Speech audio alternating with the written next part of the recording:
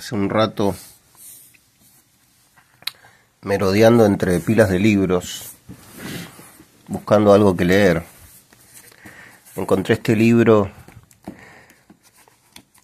cuya procedencia yo había olvidado, y cuando lo abrí tenía marcada esta página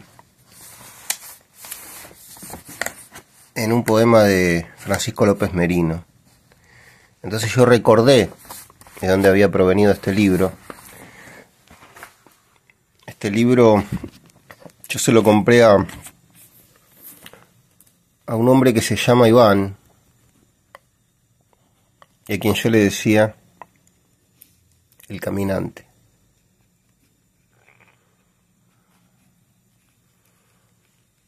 Que era una suerte de viejo hippie andariego que andaba con un morral, con el pelo largo y blanco suelto.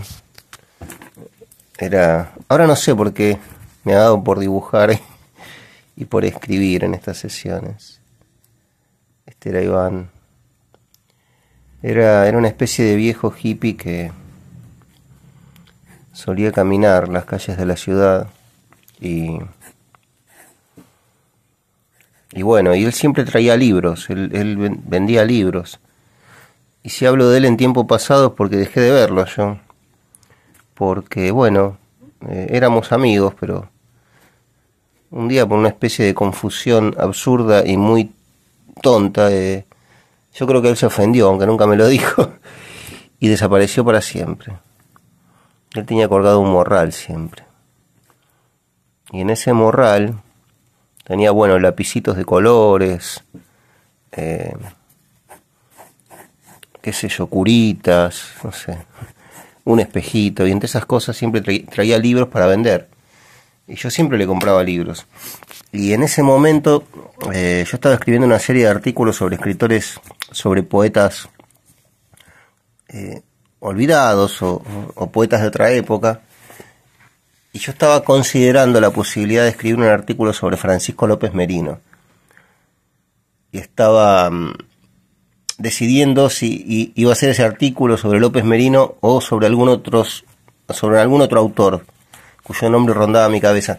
Entonces Iván me vendió este libro, esta antología, y cuando yo la abrí, lo primero que leí fue el poema este de Francisco López Merino. Entonces yo comprendí que era una suerte de mensaje del destino que me indicaba que yo tenía que escribir el artículo sobre López Merino y no sobre otro poeta. Bueno, yo hace mucho que quiero hacer una entrada sobre López Merino específicamente, que es este chico que creo que a los 23 años se suicida en el Jockey Club de La Plata. López Merino era muy amigo de Borges, y pertenece a una generación de poetas platenses a quien alguien, ya no recuerdo quién, pero si me pongo a hacer memoria seguramente lo puedo recordar, denominó Primavera Negra, porque eran todos jóvenes escritores que habían muerto, algunos suicidándose y otros por otras causas, no sé, antes de los 30 años, muy jóvenes. Y bueno, López Merino un día fue con un amigo al Jockey Club de La Plata y se ve que ya tenía todo premeditado, ya lo conté alguna vez acá en el canal, y le dijo a su amigo, ahora vuelvo, y fue al baño de este lugar del Jockey Club, a donde seguramente ya había dejado preparada el arma con el que llevaría a cabo esta trágica decisión final, y se deserrajó un tiro en la sien. Un día voy a hacer una entrada sobre López Merino, sobre su poesía. Para mí es uno de los grandes poetas argentinos, y bueno, vamos a leer un poema, vamos a leer este poema, pero bueno, yo quería contar cómo era que había dado con este libro, y ahora lo encontré porque no había preparado nada para leer.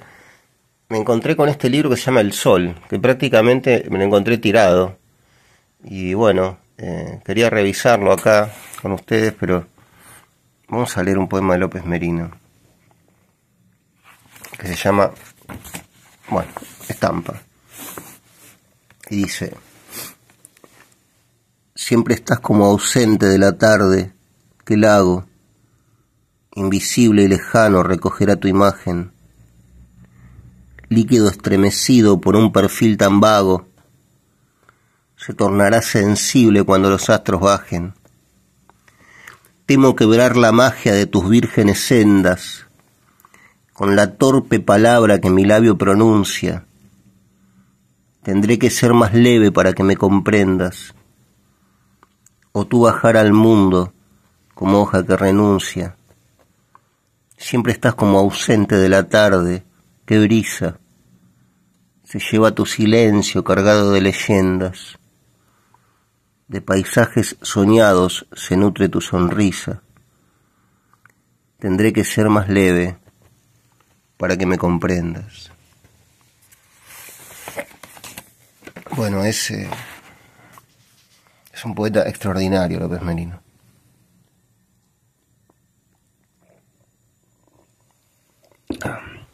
Poeta singular. Ya vamos a leerlo un día. Yo tengo su poesía completa en un pequeño librito y después tengo una suerte de biografía. Aquí hay un poema de Alfonsín Storni, del Dulce Daño. De la corola negra de mi vida suelo brotar estambrecillo en oro, fecundo fruto cierro el cáliz de oro. Ríe mi vida, vuelvo a ser negra, pero en nueva vida brota de nuevo estambrecillo en oro. Ríe mi vida, cuando la tocan mariposas de oro, negrura, luego el oro, precioso de la vida. Qué raro, ¿no? Este poema.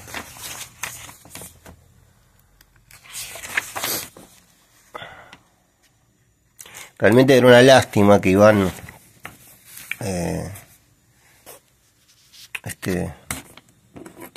haya desaparecido. Es una lástima que Iván haya desaparecido de mi vida porque, más allá de que éramos amigos, él me traía siempre libros y los sábados, en un taller que yo tenía, él se acercaba y comíamos juntos y conversábamos de nada, de la vida, de literatura.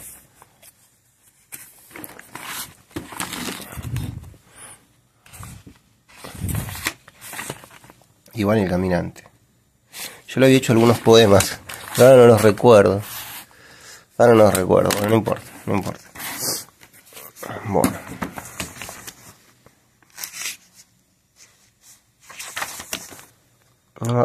Mira que hay un nocturno de José Asunción Silva. Yo me pregunto si ustedes conocerán. Bueno, estos nocturnos, la historia de Silva es terrible, ¿no? Porque yo creo que él viajaba en un barco. No sé si alguna vez la contamos acá en el canal. Él viajaba en un barco y tenía todos sus poemas manuscritos, o sea, todo lo que había escrito, creo. No recuerdo precisamente la historia, pero recuerdo la idea. Y él los perdió en ese barco. No sé si el barco naufraga o no me acuerdo cómo era la cuestión, pero lo que sí recuerdo es que él pierde toda su obra. Entonces, por ejemplo, estos nocturnos, él los reconstruye de memoria, ¿no? Como ha pasado. Bueno, lo mismo sucedía con Stevenson. Me encanta esta foto de la tapa de este libro. Stevenson, en La Isla del Tesoro, creo que a su mujer no le gustaba, no estaba de acuerdo con ese libro. Entonces Stevenson, en un arranque de ira, tira el manuscrito a una hoguera, a una chimenea, a un hogar, lo quema y después reconstruye el libro de memoria. Lo vuelve a escribir de memoria. Pero bueno, en el caso de José Asunción Silva, estos nocturnos tienen un ritmo poético, una densidad, pero también sí un sentido del ritmo. Yo no sé si leer esto ahora, ¿no? Acá que tenemos, Cavafis. A ver qué más hay acá. No me acordaba de este librito, de esta antología. Vicente Huidobro.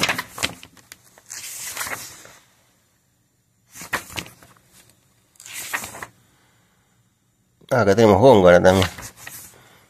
Ande yo caliente y ríase la gente.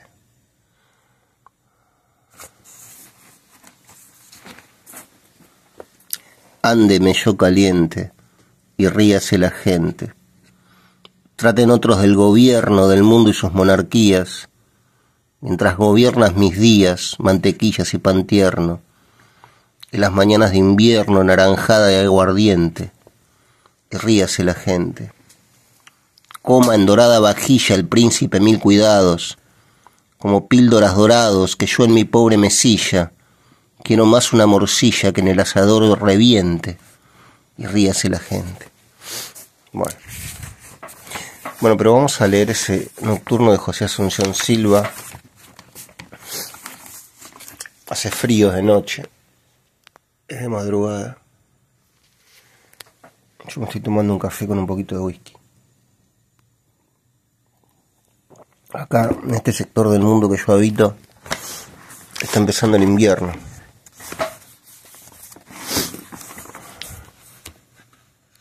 Este es el nocturno 3.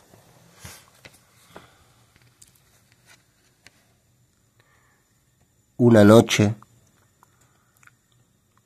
toda llena de perfumes, de murmullos y de música de alas. Una noche en que ardían en la sombra nupcial y húmeda las luciérnagas fantásticas. A mi lado lentamente contra mí ceñida toda, muda y pálida, como si un presentimiento de amarguras infinitas hasta el fondo más secreto de tus fibras te agitara. Por la senda que atraviesa la llanura florecida caminabas, y la luna llena, por los cielos azulosos infinitos y profundos, esparcía su luz blanca, y tu sombra, fina y lánguida, y mi sombra, por los rayos de la luna proyectada, sobre las arenas tristes de la senda se juntaban, y eran una, y eran una, y eran una sola sombra larga, y eran una sola sombra larga, y eran una sola sombra larga.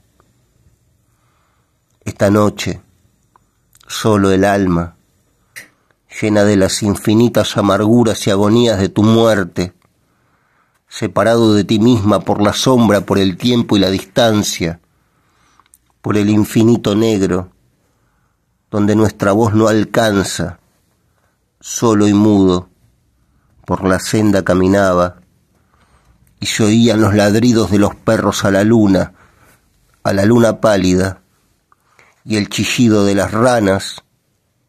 Sentía el frío, era el frío que tenían en la alcoba, tus mejillas y tus sienes y tus manos adoradas, entre las blancuras nibias de las mortuorias sábanas. Era el frío del sepulcro, era el frío de la muerte, era el frío de la nada. Y mi sombra, por los rayos de la luna proyectada, iba sola, iba sola, iba sola por la estepa solitaria, y tu sombra esbelta y ágil, fina y lánguida, como en esa noche tibia de la muerta primavera, como en esa noche llena de perfumes, de murmullos y de música de alas, se acercó y marchó con ella, se acercó y marchó con ella, se acercó y marchó con ella. Oh, las sombras enlazadas, oh, las sombras que se buscan y se juntan en las noches de negruras y de lágrimas.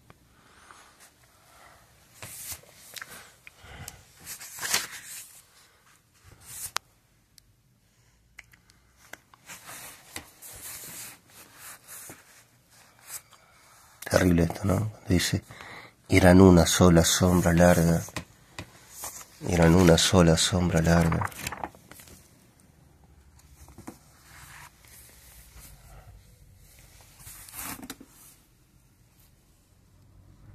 Iván el Caminante. Lástima que no me acuerdo esos poemas. Pero había uno que decía, había uno que empezaba diciendo así: los sábados, porque por lo general almorzábamos como a las 3 de la tarde, pues yo trabajaba mucho durante la mañana, Iván llegaba, entonces yo venía a cocinar hasta mi casa y bueno, después volvía al taller y comíamos juntos ya tarde. como a las 3 de la tarde quizá. El poema empezaba diciendo: los sábados ya tarde, en estos días de frío, Iván el caminante viene a comer conmigo. Así empezaba, pero no lo recuerdo, no recuerdo más. Bueno, Iván el caminante viene a comer conmigo. Quiero mostrarles cómo empieza este libro que me encontré azarosamente y me encanta. Me encanta, todavía no me encanta, pero yo ya sé que me va a encantar. Pero de alguna manera me encanta en el sentido de que me fascina, ¿no? Yo utilizo el verbo encantar en el sentido de encantamiento, ¿no? Como si de alguna manera me drogara, me capturara mi atención, ¿no? Como si me fascinara. Que muchas veces ocurre eso, ¿no? Con la literatura es como un encantamiento, ¿no? Es como una extraña fascinación donde uno no entiende bien del todo qué es lo que pasa, ¿no? Eso pasa con el arte en general, ¿no? Puede pasar con una canción, con una película. Es como una especie de extraña fascinación, ¿no? Como un raro encantamiento. Uno no sabe bien qué es lo que pasa. Muchas veces no entiende del todo qué es lo que pasa, pero sin embargo, si entiende que hay algo ahí que reporta quizá un conocimiento de la condición humana, ¿no? Eso es el arte, qué sé yo. Pero bueno, este libro empieza diciendo: desde la más remota antigüedad, el sol ha sido un objeto venerado por todos los pueblos de las primeras civilizaciones. Veneración que, por cierto, estaba justificada, porque si el sol faltase o si la radiación que tan generosamente derrama sufriera una ligera fluctuación, la vida sobre la tierra ya no sería posible. En el Egipto antiguo se veneró el sol en formas diversas y bajo aspectos distintos. Entre las divinidades mayores se encuentran numerosas representaciones el poderoso dios Ra, regulador de los destinos humanos. En la Biblia, el firmamento con las estrellas y el sol, obras de la mano de Dios, son testimonios de su gloria y de la grandeza de la creación. Por otra parte, la Biblia condena repetidamente la adoración del sol y de las estrellas como divinidades. En el prólogo de su famoso tratado Le Soleil, editado en París en 1875, el padre Secchi escribía, o Secchi, ¿no? Muchos pueblos de la antigüedad adoraban al sol. Error tal vez menos humillante que muchos otros, porque este astro es la imagen más perfecta de la divinidad y el instrumento de que se vale el Creador para comunicar casi todas sus bendiciones dentro del orden físico de las cosas.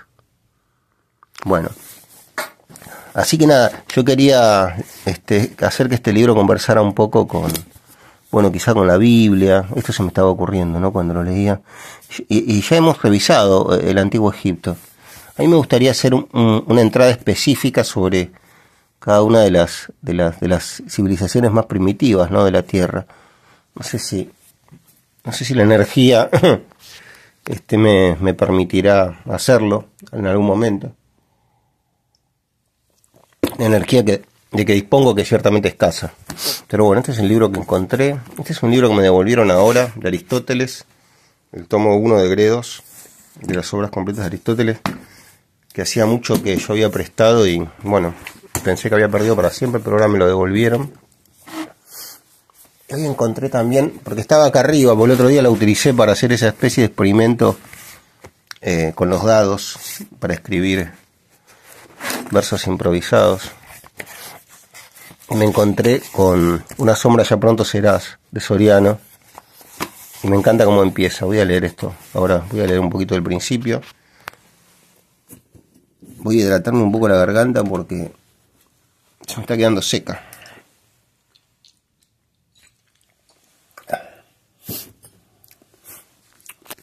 Bueno, por si alguien no ha leído Soriano, quiero decirles que este es el tono que tiene. La verdad es que es muy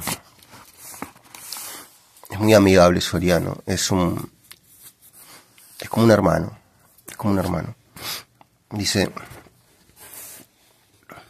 nunca me había pasado de andar sin un peso en el bolsillo. No podía comprar nada y no me quedaba nada por vender. Mientras iba en el tren me gustaba mirar el atardecer en la llanura, pero ahora me era indiferente. Y hacía tanto calor que esperaba con ansiedad que llegara la noche para echarme a dormir debajo de un puente. Antes de que oscureciera miré el mapa porque no tenía idea de dónde estaba. Hice un recorrido absurdo, dando vueltas y retrocediendo, y ahora me encontraba en el mismo lugar que en principio o en otro idéntico.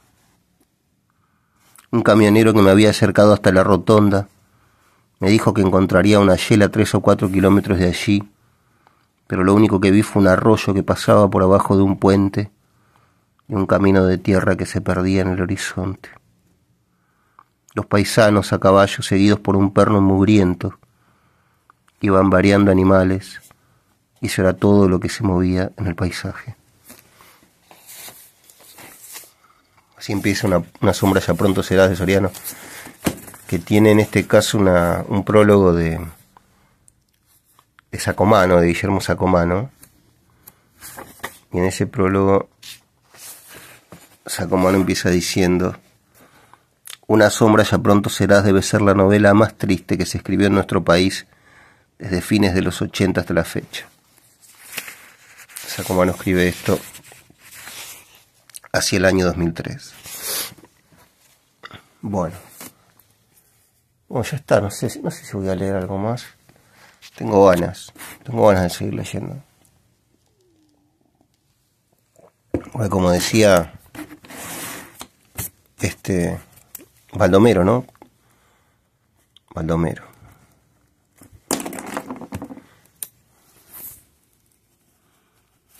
Baldomero decía: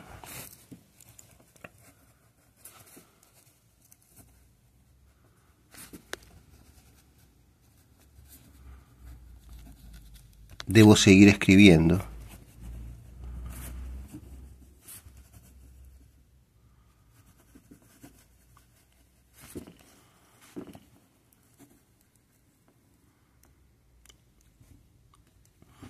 Hay que justificar la infancia. Baldomero decía: debo seguir escribiendo. Hay que justificar la infancia. Y yo podría detentar una sentencia que empezara diciendo: debo seguir leyendo. Aunque no sé cómo concluir esa sentencia. Hay que justificar algo. Yo podría decir: debo seguir leyendo.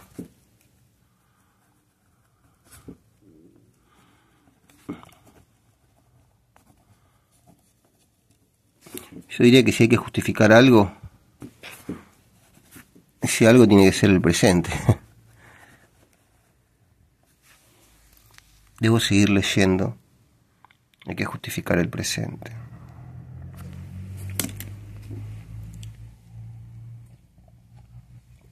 No sé qué tengo por ahí.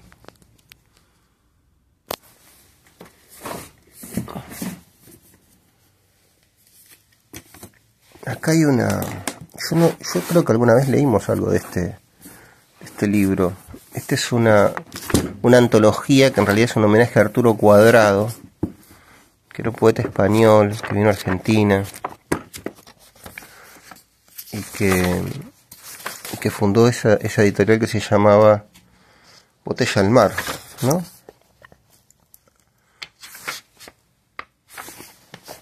Arturo Cuadrado nació en Alicante, España, en 1904.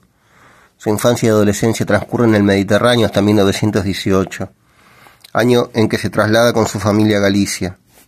Estudió en Salamanca con Miguel de Unamuno y en Madrid con Ortega y Gasset. Bueno. Comandante durante la Guerra Civil Española, combate en la defensa de Madrid y luego en Valencia y Barcelona. Condenado a muerte por el gobierno de Franco, logra pasar a Francia y en 1939 se exilia en la Argentina, la tierra que llegó a amar tanto como a la propia. Desde su España cultísima y a la vez sangrienta, Arturo Cuadrado llegó a un país necesitado de hombres que trajeran el arte y el pensamiento de Europa. Se asentó en Buenos Aires y desde aquí comenzó su tarea de fecundar con acción y poesía su nueva patria. Fundó editoriales, colecciones de poesía, la revista Correo Literario y con el amigo y pintor Luis Ioane funda en 1946 Botella al Mar, editorial dedicada a la poesía. Bueno, mientras tanto su obra poética sigue creciendo. Publica los libros, a ver los títulos: Canción para mi caballo muerto, Misa solemne para tu corazón, Soledad imposible, Ola indecisa, Amar sin amor y Prohibido mirar. Está bien, todos son títulos que están bien, ¿eh?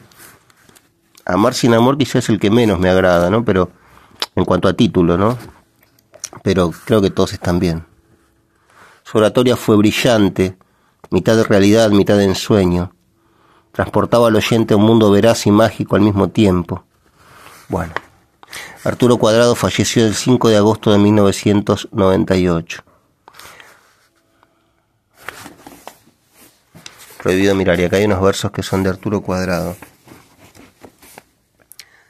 Mar azul, cielo azul, blanca vela, vientos sonoros implacables, olas entre formas violentas, acariciando, destrozando, danza el cuerpo desnudo, ángel, pez, mujer, manos como banderas reclaman libertad, vivir, acercarse al deseo, y los gritos son sueños. Desear es alcanzar la noche luminosa, los senos altas montañas, y los ojos avanzan. Prohibido mirar.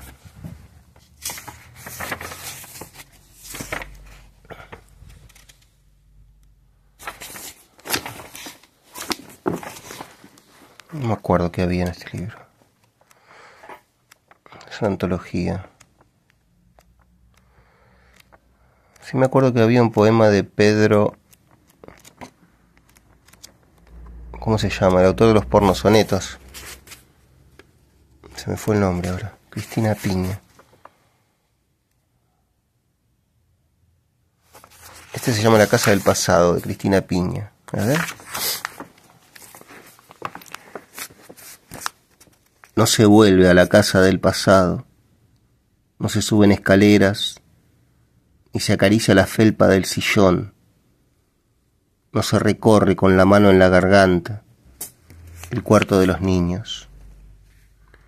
No se vuelven a tocar los libros y los atlas de la herencia familiar. No se elige el objeto predilecto, no se llora en alta soledad, en medio del comedor abandonado. Con los ojos bajos, la historia cargada en la mochila, se cruza de vereda y se prende un cigarrillo para disimular. Al principio a mí me hizo acordar este poema al poema de este chileno. Qué mal que ando de la memoria. Ahora se me fue de la cabeza. El hombre imaginario. Ese que empieza diciendo: el hombre imaginario vive en una mansión imaginaria, rodeada de árboles imaginarios, a la vera de un río imaginario. No sé si se acuerdan de ese poema. Me parece uno de los grandes poemas de la lengua ese. Acá está Pedro Mairal, con ademán antiguo. Yo no sé si alguna vez... Yo creo que este poema, en algún video de los que yo hacía hace meses, que giraban en torno de un eje temático, tal como la vejez o tal como la muerte de Sócrates. Yo creo que leí este poema. Me encanta. Con ademán antiguo. Y no me acuerdo cómo se llamaba el poema de Pedro, el libro de poemas de Pedro Mairal. Yo creo que Pedro Mairal lo primero que publica, antes de Una noche con Sabrina Lowe, que gana el premio de la Nación, es un libro de poemas en cuyo título campeaba la palabra tigres, me parece. Pero bueno, este poema se llama Con ademán antiguo y dice: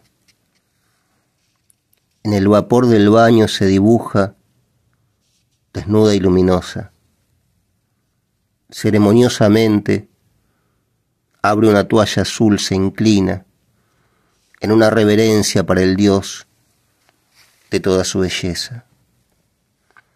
El pelo en catarata hacia adelante, lleva suave la toalla hasta la nuca, se envuelve la cabeza con ademán antiguo, tuerce diestra la boa de algodón, la enrosca en espiral, y sin saber siquiera que ha rezado, se yergue tan hermosa con turbante, que el solo gesto alumbra la vida cotidiana. Qué buen poema, ¿no?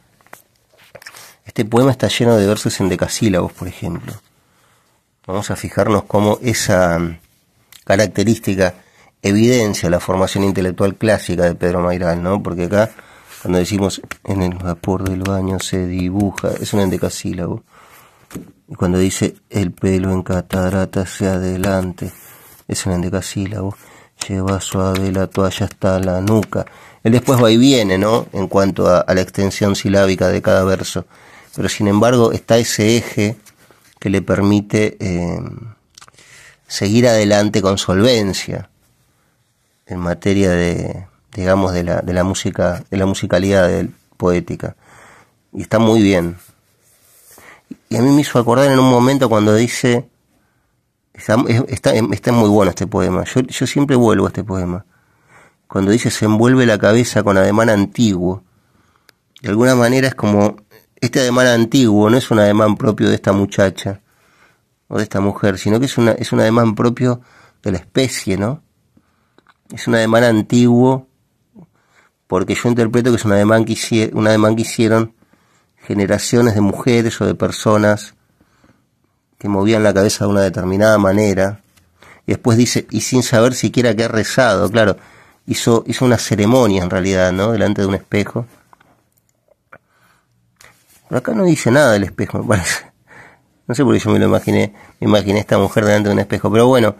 Y también recordé, mientras leía este poema, un texto que está en los capítulos prescindibles de Rayuela, de Cortázar, en el que se hace referencia al ademán de poner la mano así, protegiendo el fuego, cuando alguien prende una vela y cuando avanza con esa vela. Cortázar hace un juego literario con eso, diciendo que él repite una costumbre ancestral de proteger con la mano el fuego de una vela, ¿no? O en todo caso de proteger con la mano el fuego. Bueno, qué lindo poema de Pedro Mayral.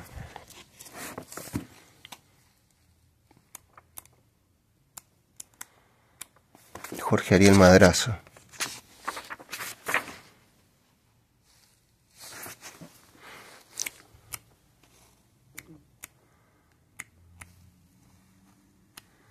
Bueno, no sé si vamos a leer alguna otra cosa. Juan José Hernández. Es lindo, ¿eh? Es lindo. Me gusta la poesía de Juan José Hernández.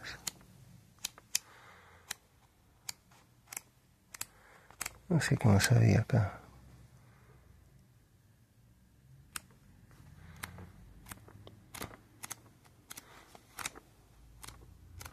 Bueno, creo que ya está entonces, ¿no? A ver.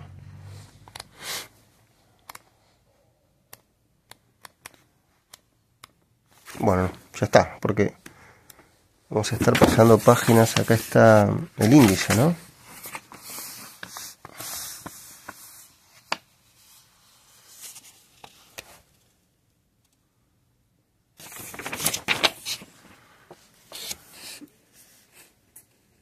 Santiago Silvester. A ver, podríamos leer eso, ¿no?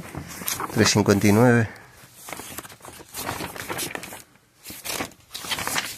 Santiago Silvester. La sombra. No conozco su límite, sino un alarde de lealtad que le agradezco.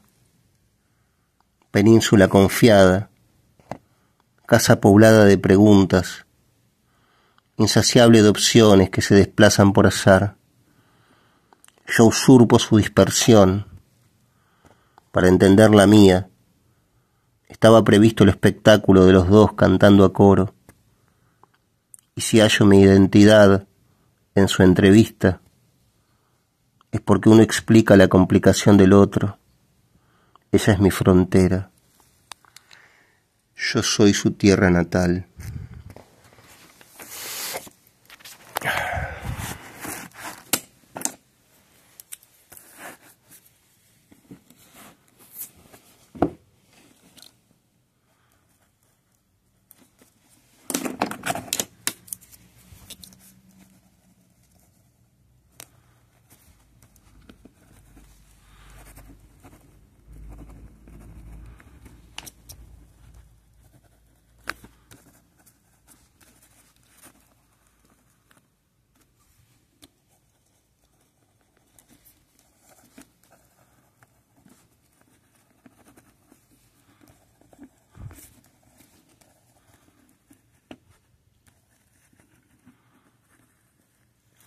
Los sábados ya tarde, en estos días de frío, Iván el caminante viene a comer conmigo.